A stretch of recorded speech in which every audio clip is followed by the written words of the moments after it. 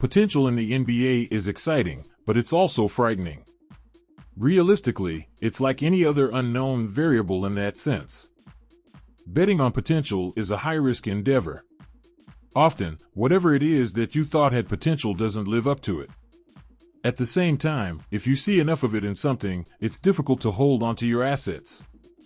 It's one thing to see potential in a player, but until they actualize it, it remains an unknown entity. At the same time, some players are already productive, but it's hard to envision them improving far beyond the point they've reached. We're not saying Chris Duarte of the Indiana Pacers can't improve.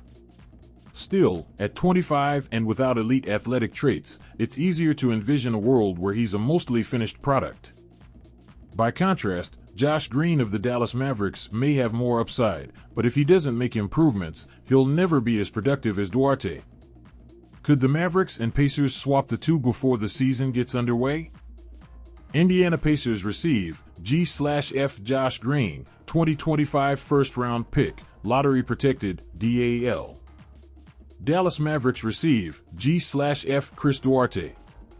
In fact, Green and Duarte make for an interesting comparison. Green is a distinctly superior athlete. He's faster, stronger, and more laterally quick.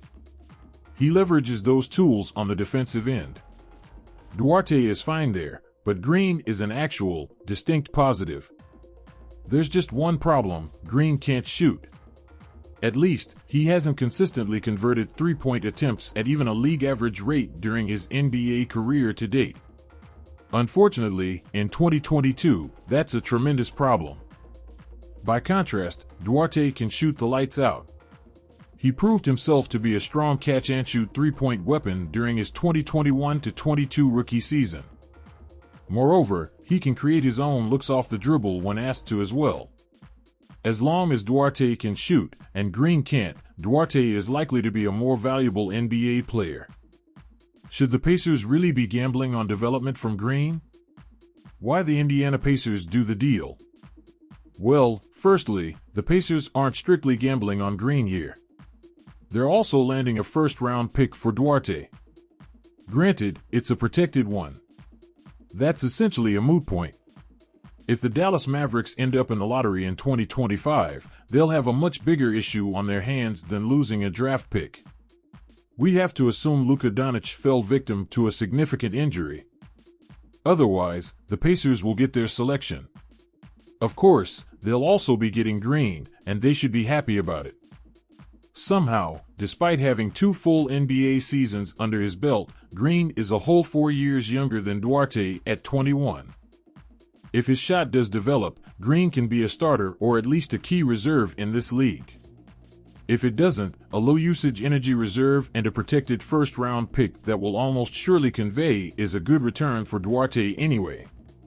Is it too much for the Mavericks to part with? Why the Dallas Mavericks do the deal? Frankly, it's been a rough offseason for the Mavericks. Firstly, the Cavs lost Jalen Brunson in free agency. Without having a replacement on deck for him, they'll be short their next best playmaker behind Doncic. That increased defensive attention isn't likely to make life easier on the Slovenian sensation. Of course, the Mavericks did add Christian Wood. He may be their second best offensive option next year.